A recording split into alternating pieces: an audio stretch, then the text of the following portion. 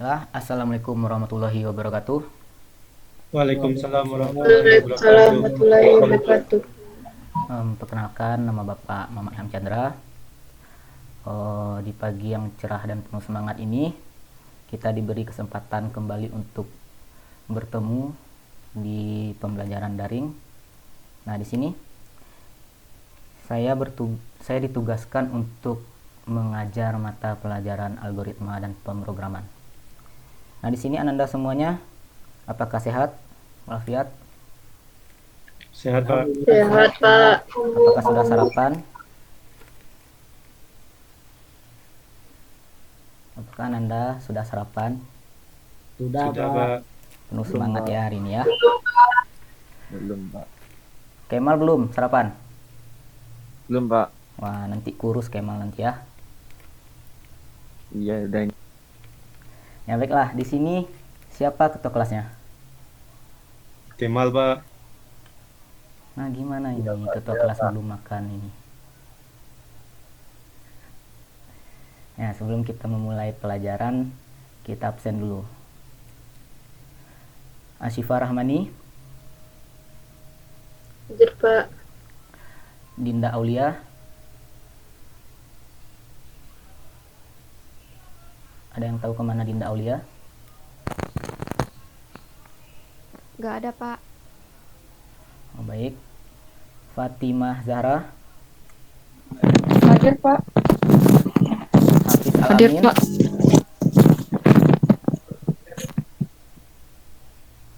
Hafiz, Hadir, Pak. baik. Hanifah Wayuni, Hadir, Pak. Hadir, Pak. Kemal Reftadiska. Hadir, Pak. Oh, ini ya ketua kelasnya tadi ya. Iya, Pak. Lenggo Geni,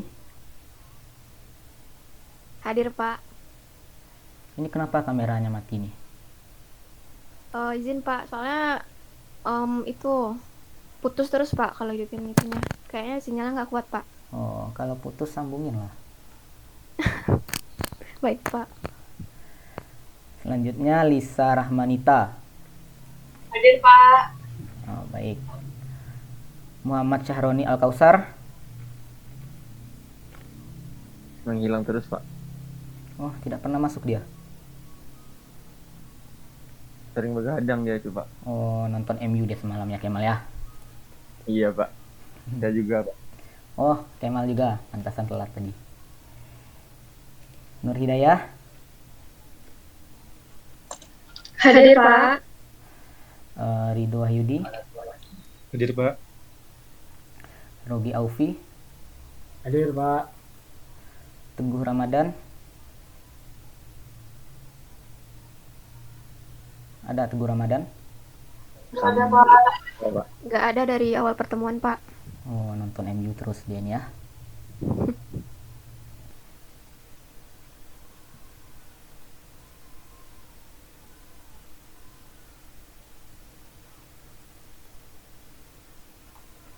Nah, sudah muncul.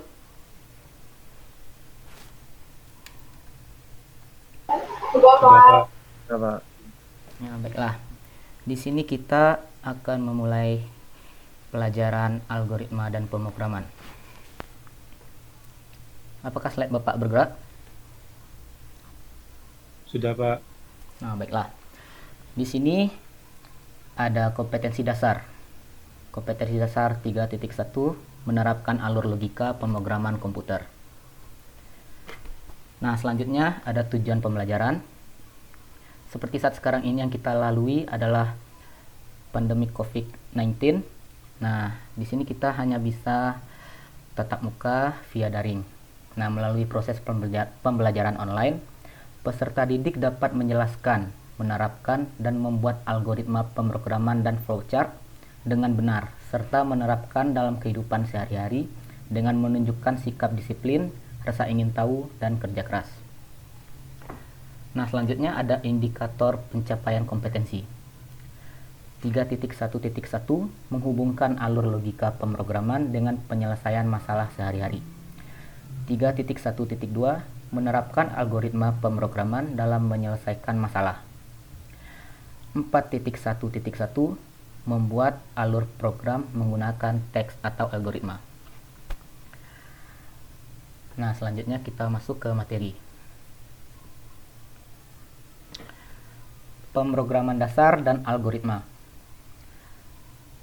Nah, seperti yang kita tahu dari kata algoritma dan pemrograman, di situ kita akan muncul beberapa pertanyaan, ya kan?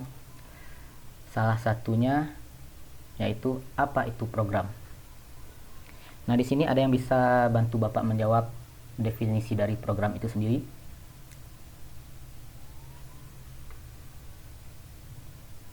Apakah ada?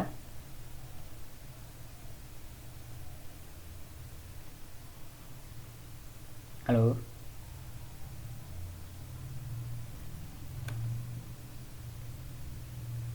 Apakah ada yang bisa menjawab?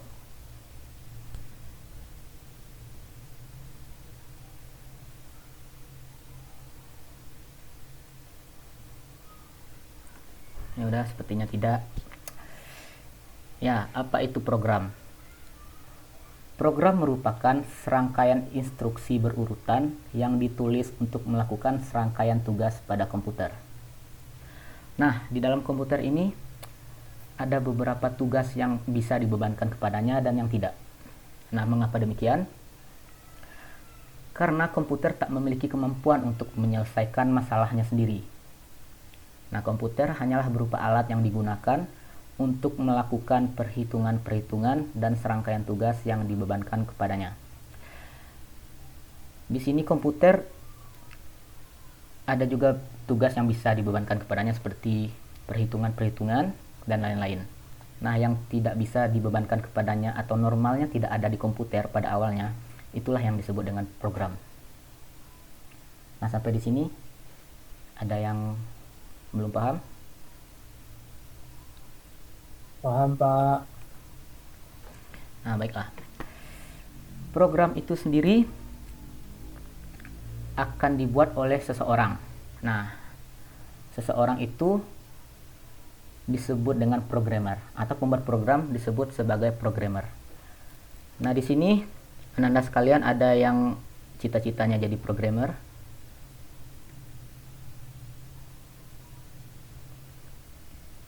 Tidak ada ya? Rido?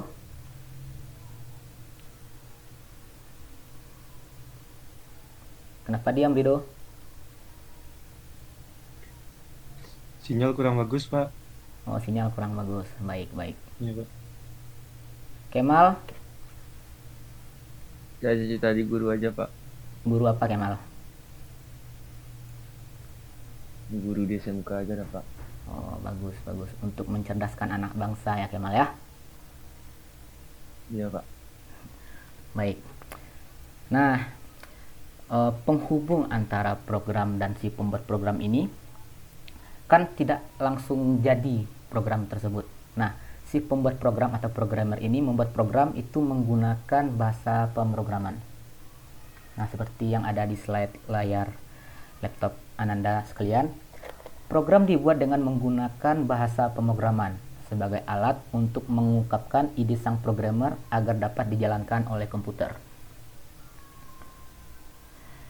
Nah, di dalam program itu terbagi dari beberapa bagian. Yang pertama ada input. Input itu untuk memasukkan data atau membaca data. Nah, setelah proses penginputan, di situ ada selanjutnya ada proses untuk mengolah inputan yang tadi. Nah, selanjutnya setelah proses dihasilkanlah output. Output itu untuk menampilkan data dari proses yang sudah kita inputkan tadi. Nah, seperti itu kira-kira. Nah, selanjutnya ada sebuah pertanyaan lagi yang mungkin muncul di otak Ananda sekalian, yaitu apa itu algoritma? Nah, di sini ada yang bisa jawab?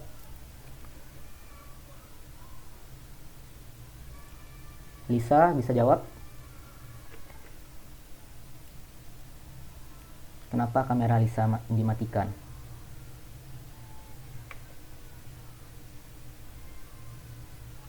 udah tertidur dia ya. Sama seperti Hafiz. Hadir, Pak.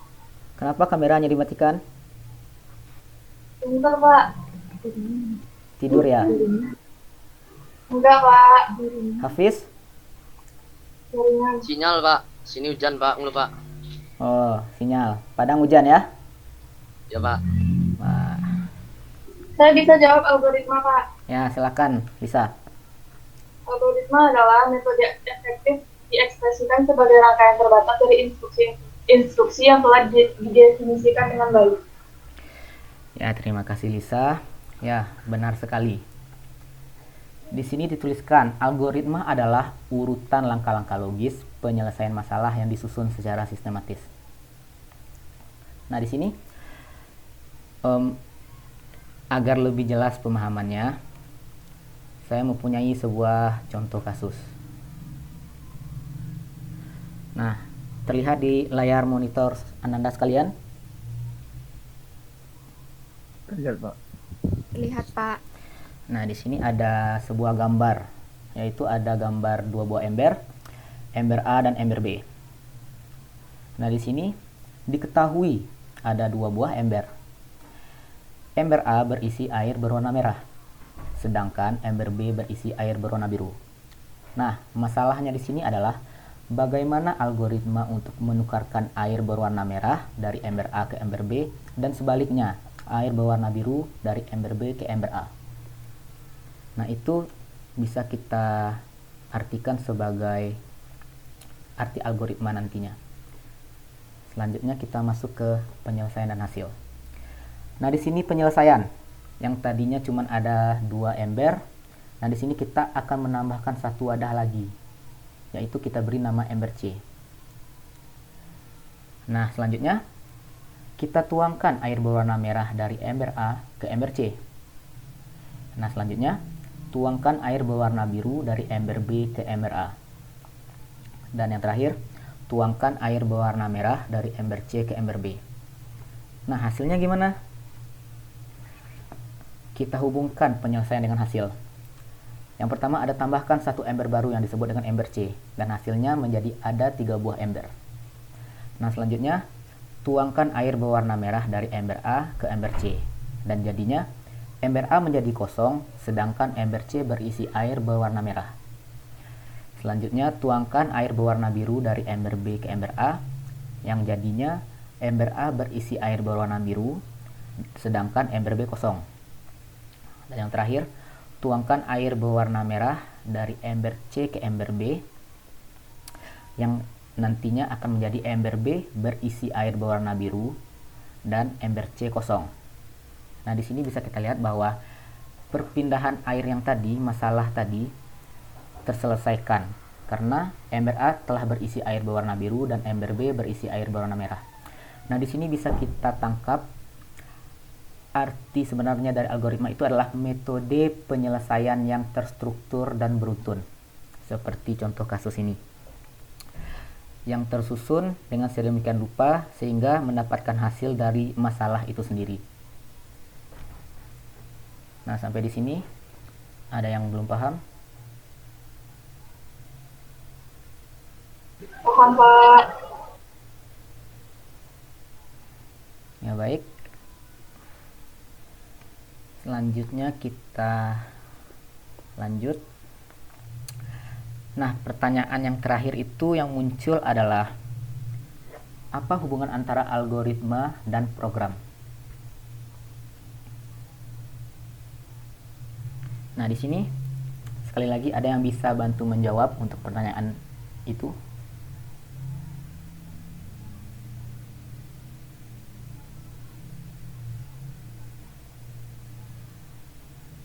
Ada yang bisa bantu menjawab?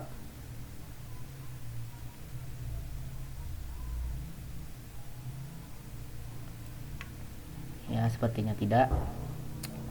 Di sini, program adalah kumpulan pernyataan komputer, sedangkan metode dan tahapan sistematis dalam program adalah algoritma. Program ditulis dengan menggunakan bahasa pemrograman.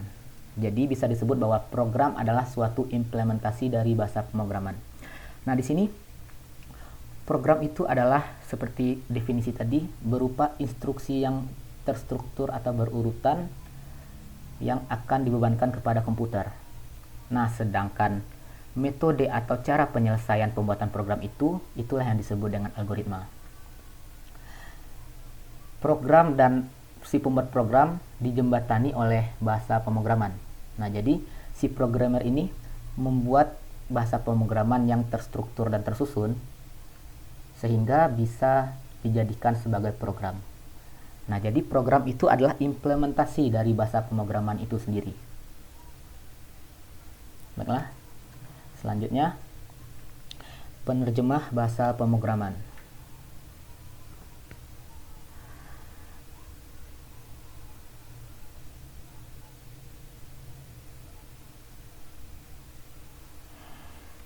Untuk menerjemahkan bahasa pemrograman yang kita tulis, maka diperlukan compiler dan interpreter. Nah, apa itu compiler dan interpreter? Di sini compiler adalah suatu program yang menerjemahkan bahasa program atau source code ke dalam bahasa objek atau object code secara keseluruhan program. Nah, sedangkan interpreter berbeda dengan compiler. Interpreter menganalisis dan mengeksekusi setiap baris dari program secara keseluruhan. Keuntungan dari interpreter adalah dalam eksekusi yang bisa dilakukan dengan segera, tanpa melalui tahap kompilasi. Interpreter ini sendiri digunakan pada saat pembuatan program berskala besar. Nah, tampak di layar ada perbedaan antara compiler dan interpreter. Nah, coba Ananda Hafiz untuk membacakan perbedaan interpreter dan compiler.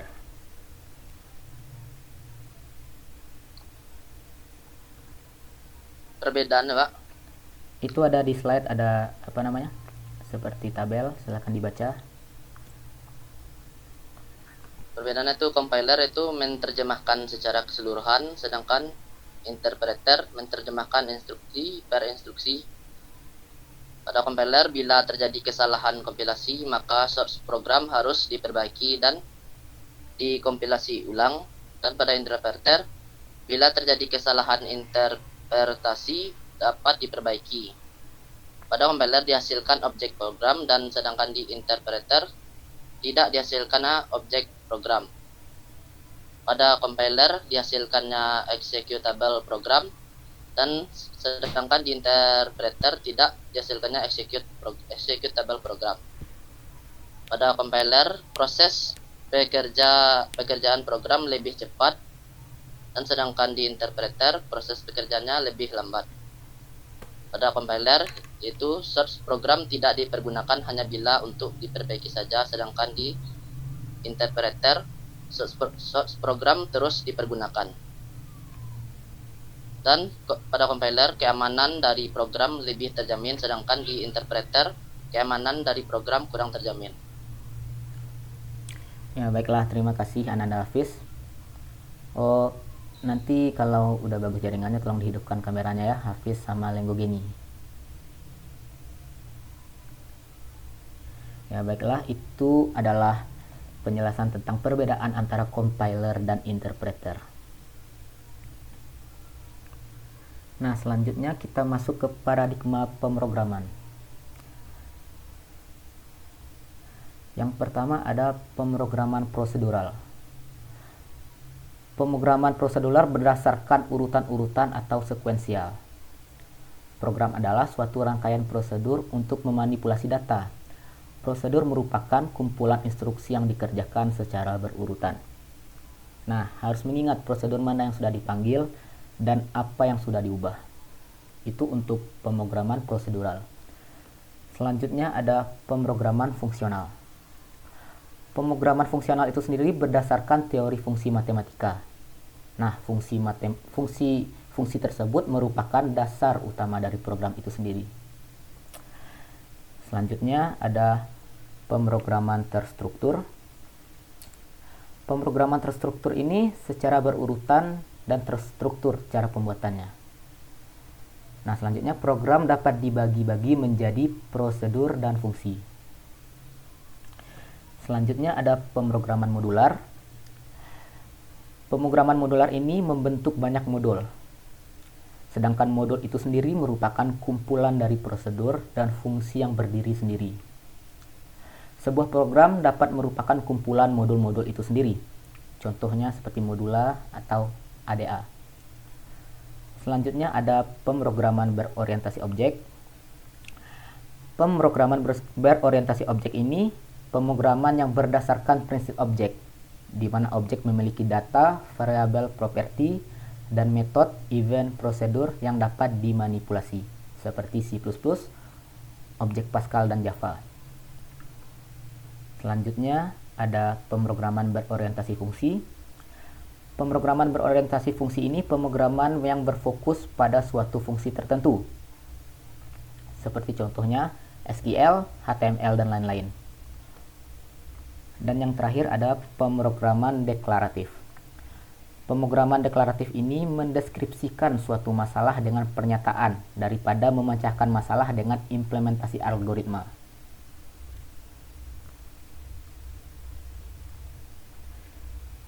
Nah, di sini kita lanjut ke jenis penulisan algoritma pemrograman. Yang pertama ada bahasa natural yang digunakan untuk membuat algoritma yang kompleks atau algoritma teknik. Contohnya bisa dilihat di slide layar monitor Anda. Yang kedua ada pseudocode. Pseudocode itu sendiri adalah kode yang mirip dengan kode pemrograman yang sebenarnya seperti Pascal atau C, sehingga lebih tepat digunakan untuk menggambarkan algoritma yang akan dikomunikasikan kepada si pemrogram. Pseudocode didasarkan pada bahasa pemrograman yang sesungguhnya seperti BASIC, Fortran, atau Pascal. Pseudocode yang berbasis bahasa Pascal merupakan pseudocode yang sering digunakan. Nah, seperti yang kita lihat di layar, ada contoh pseudocode. Di sini ada runtutan sebuah pseudocode. Yang pertama ada start, yang kedua read alas tinggi, selanjutnya proses luas setengah kali alas kali tinggi, selanjutnya ada print luas dan stop. Pada contoh ini tampak bahwa algoritma sudah sangat mirip dengan bahasa BASIC. Pernyataan seperti read dan print merupakan keyword yang ada pada bahasa BASIC, yang masing-masing menggantikan kata baca data dan tampilkan. Dengan menggunakan pseudocode seperti di atas, maka proses penterjemahan dari algoritma ke kode program menjadi lebih mudah. Nah, di sini ada yang belum paham.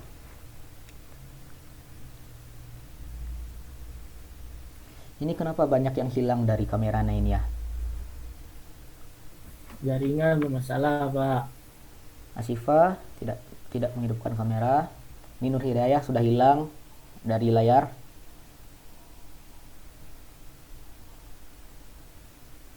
Nah, ada lagi.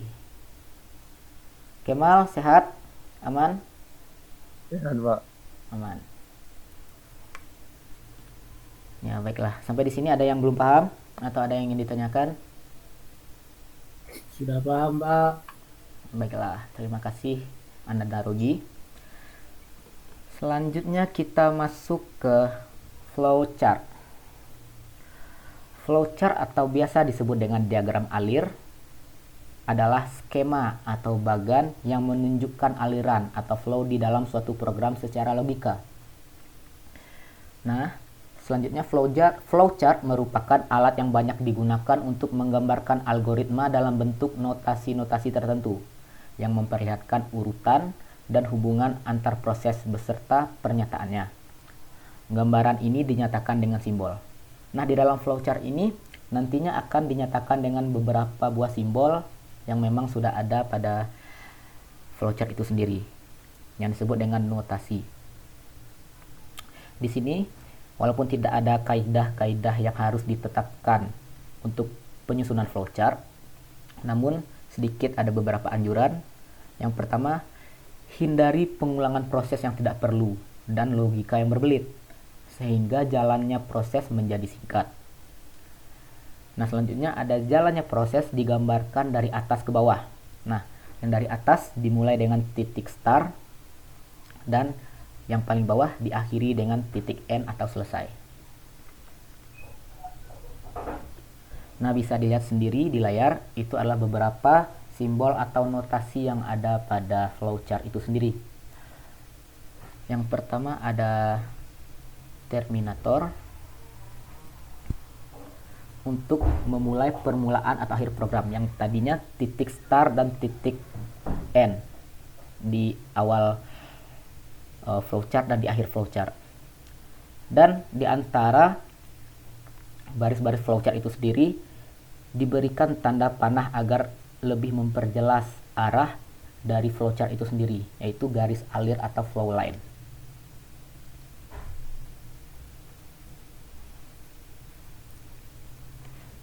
Nah, selanjutnya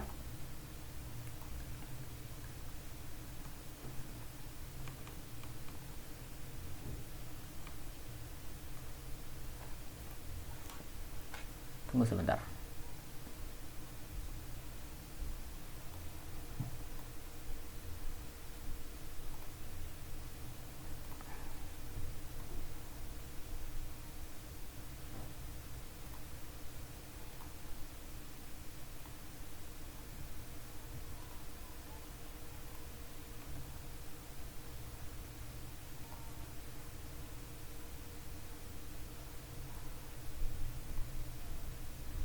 Nah, selanjutnya ada preparation, proses inisialisasi atau pemberian harga awal.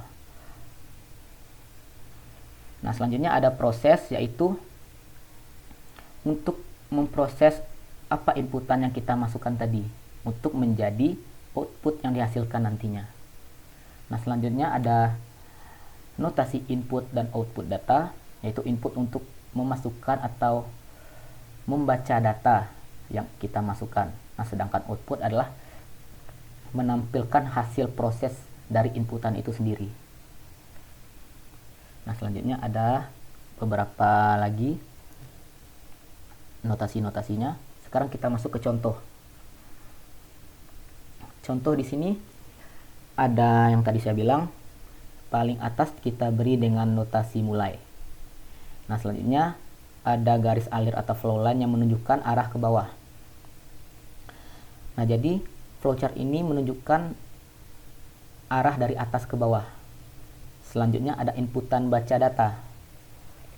Nah, selanjutnya ada proses hitung luas segitiga. Nah, selanjutnya ada tampilkan output hasil luas, dan yang terakhir diakhiri dengan terminator, notasi terminator selesai. Nah, seperti ini kira-kira kalau kita buat flowchartnya. Yang pertama ada mulai, selanjutnya ada baca inputan alas dan tinggi, selanjutnya proses apa itu rumus luas dari segitiga tersebut, yaitu setengah kali alas inputannya tadi dan tinggi inputan yang tadi. Nah, selanjutnya print luas. Nah, di sini menampilkan hasil dari luas itu sendiri, yang luas tersebut proses dari inputan yang kita masukkan tadi. Nah, yang terakhir selesai.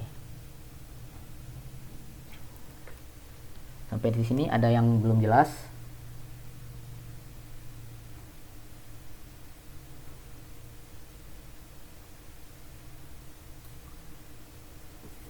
Sudah jelas, Pak. Sudah jelas analogi ya? Sudah, Pak. Oke, siap. Kita lanjut. Di sini ada tata cara penulisan logika. Yang pertama yang harus diingat dalam menuliskan logika adalah domain atau masalah utama, seperti contoh kasus tadi yang ingin diselesaikan. Nah, setiap itu pasti ada mempunyai masalah yang harus diselesaikan. Nah, algoritma itu adalah penyelesaian masalah itu sendiri. Nah, selanjutnya ada keteraturan atau susunan pernyataan logika yang mengarah pada penyelesaian masalah. Dan yang terakhir, penggunaan notasi, lambang, simbol yang digunakan dalam menerjemahkan suatu logika. Nah, setiap permasalahan yang ingin diselesaikan, kita harus membuat suatu lambang atau simbol atau notasi. Seperti contoh di bawah ini. Contohnya, membuat mie rebus. Masalah utamanya, mie rebus. Hasil yang akan diperoleh dengan susunan. Yang pertama, ambil mie, nyalakan kompor, ambil wadah dan isi air, panaskan air hingga mendidih, Masukkan mie ke dalam wadah yang berisi air mendidih. Aduk hingga matang. Angkat dan sajikan. Nah, di sini kita bisa lihat semuanya tidak ada yang instan. Seperti membuat program juga tidak ada yang langsung jadi. Jadi memang ada proses pembuatannya. Nah, di sini lambang bilangan 1 sampai 7 merupakan penggunaan lambang untuk langkah yang dikerjakan.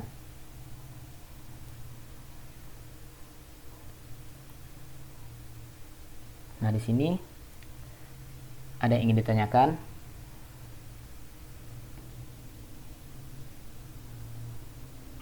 Tidak, Pak. Tidak. Oh, Lisa baru hidupkan kamera ya.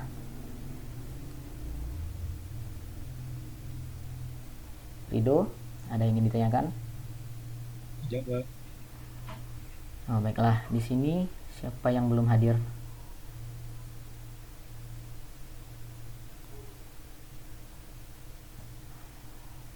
Syahroni belum hadir juga ya. Belum, Pak. Berarti mungkin dia begadang di warnet malam tadi ya. Syahroni, Dinda juga. Dinda, mana Dinda? Ada yang tahu di mana Dinda? Nggak tahu, Pak. Apa ikut begadang warnet juga sama si Roni? Dia pakai malam, Pak. Wah, paket malam dia ya. Sama seperti Rogi ya, sering paket malam ya. Ah, sudah jarang sekarang, Pak. Oh, sudah jarang. Ingin cepat selesai ya Rogi ya. Iya, Pak. Selanjutnya siapa ini? Teguh Ramadan ini gak pernah juga masuk sama seperti Roni. Iya, Pak. Sama, Pak. Oh, Mereka ambil ke malam, Pak. sama-sama main warnet dia malam ya. Ini sering saya lihat ini Kemal ini login malam ini. Iya, Pak. Jadi terlambat dia masuk kelas ya. Lain kali jangan gitu Kemal ya. Pak, mohon maaf Pak. Ya, Pak. baik. Izin ke toilet bentar Pak. Ya, silahkan Lisa.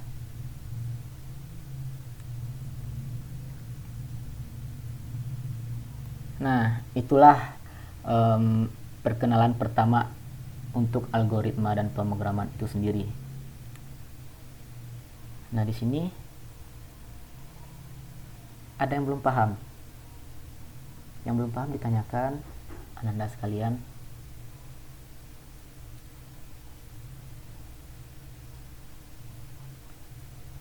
Berarti sudah paham semua ini ya. Sudah, Pak. Wah, semangat sekali Rogi pagi ini. Penuh keceriaan Rogi ya. Yang masih pagi, Pak. Kemal itu lihat apa itu di kacamatanya beda itu. Sama, Pak. Mana ada beda? Beda itu seperti chat WA itu Kemal. Mana ada, Pak. Itu tuh, Pak. Kemal ini sudah terlihat ya. Datang terlambat. Ada dipahami Tidak. Kemal? Ada sedikit, Pak. Oh, sedikit nggak apa-apa. Yang penting ada masuk di kepala Kemal ya. Iya, Pak. Daripada enggak, Pak. Ya, selanjutnya sini saya akan mengadakan tes formatif untuk menunjukkan bagaimana hasil pemahaman Ananda semua pada mata pelajaran yang saya bagikan pada pagi ini. Saya akan share di grup WA. Pak, Ya, ada apa? boleh bagi bahan ajarnya nggak, Pak? Ya, baiklah. Sekalian membagi bahan ajarnya ya, Ananda Lenggogeni. Sekalian membagi bahan ajarnya ya, Ananda Lenggogeni. Tunggu sebentar. Oh, baik, Pak.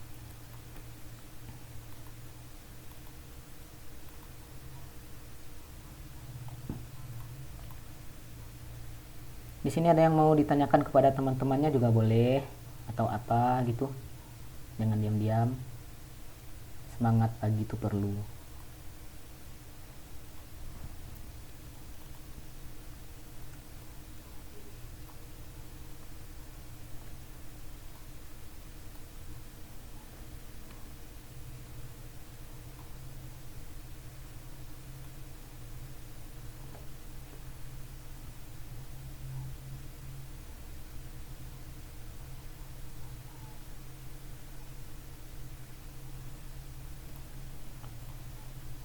Apakah sudah masuk bahan ajar yang saya share di grup?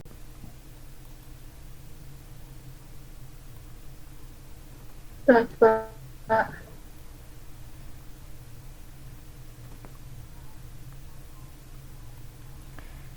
Nah, di sana ada link untuk Google Form untuk tes formatif.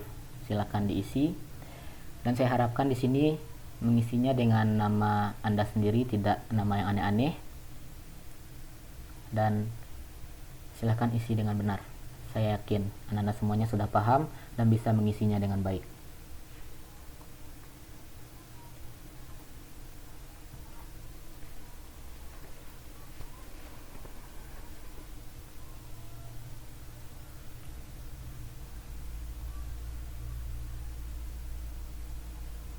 Lenggogeni, kenapa mematikan kamera?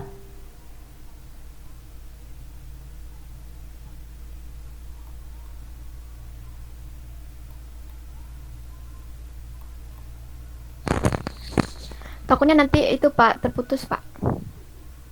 Oh, baiklah. Soalnya kayak tadi juga kayak gitu Pak. Oh ya, baiklah. Silakan diisi jawabannya.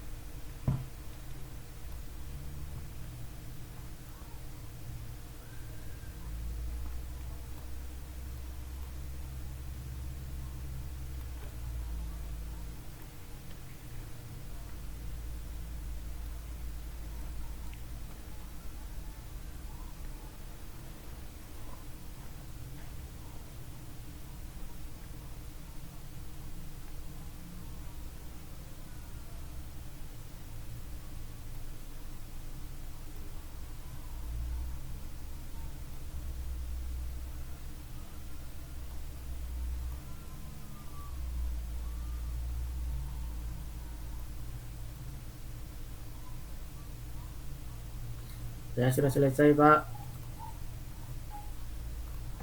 Saya sudah siap, Pak. Ya, baiklah. Tunggu Udah, teman-teman yang Pak. lain.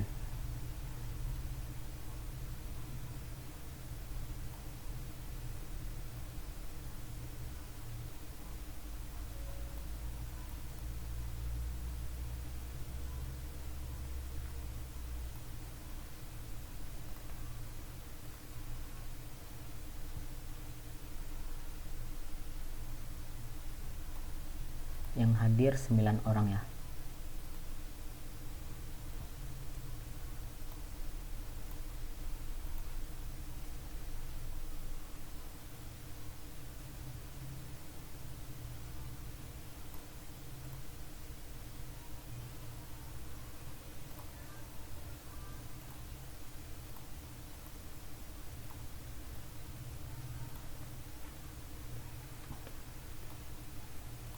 Apakah sudah semua mengisi tes formatifnya? Saya sudah, Pak. Sudah, Pak. Udah, Pak.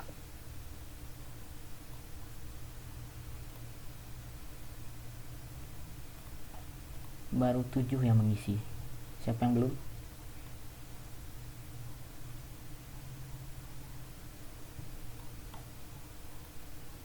Saroni belum itu, Pak. Ya, Saroni tidak dihitung ya, Nanda Kemal ya. Oh iya. Nanda Kemal ini ingat sekali sama temannya begadang warnet di malam hari ini ya. Ya dulu biasa bareng, Pak. Sekarang dia udah sendiri, Pak. Dia punya teman baru ya Kemal ya, si Teguh.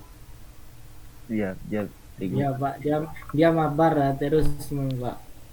Oh, jadi dia telat akibat mabar malam ya. Iya, Pak. Dia mabar terus, Pak. Nah, saudara Kemal jangan begitu ya.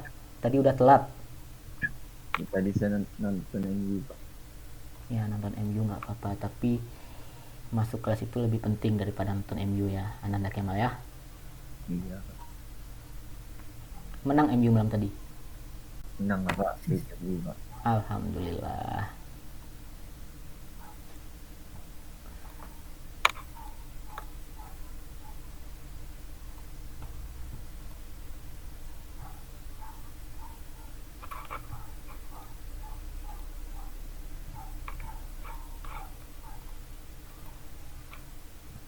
kita akan melihat hasil dari tes formatif.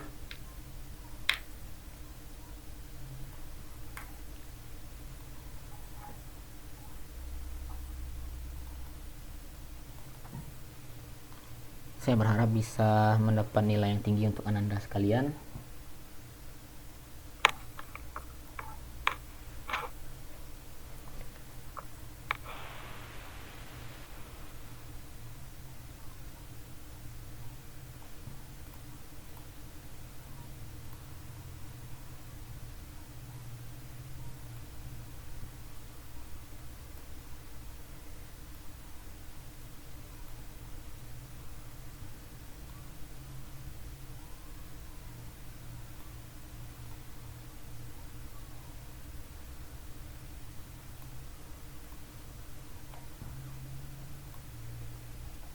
Baiklah, kita akan melihat nilai dari saudara-saudara sekalian, ananda-ananda sekalian.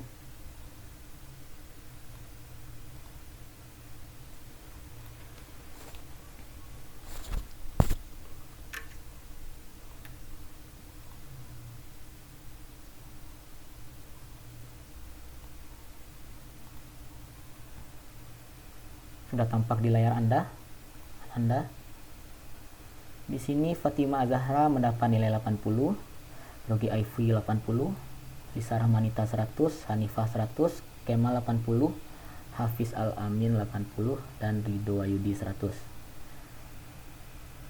Nah, di sini bisa kita lihat bahwa Ananda sekalian sudah begitu memahami materi yang saya berikan pada pagi ini. Terima kasih. Ini siapa yang belum menjawab pertanyaan? Saya, Pak. Soalnya tadi jaringannya hilang, jadi belum dikumpulkan. Oh, berarti ada 2 orang yang belum mengumpulkan ini. Nur Hidayah sama Lenggo Geni. Benar?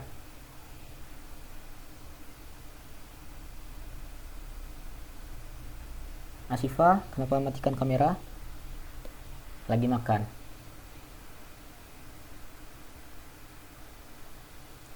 Enggak, Pak. Baiklah, di sini kita bisa lihat bahwa nilai-nilai ini bukan menjadi acuan untuk kedepannya, tapi menjadi motivasi untuk kedepannya agar lebih baik dan lebih memahami. Nah, saya berharap untuk kedepannya Ananda sekalian bisa lebih memahami materi yang diberikan, bukan sama Bapak saja tapi lebih ke guru-guru lain juga. Dan kameranya jangan dimatikan. Kalau ada halangan atau kendala lebih baik diberitahukan lebih dahulu. Nah, sekian. Sebelum Bapak tutup kelasnya, tolong diberitahukan kepada Syahroni dan Teguh agar temui Bapak. Ya, sekian.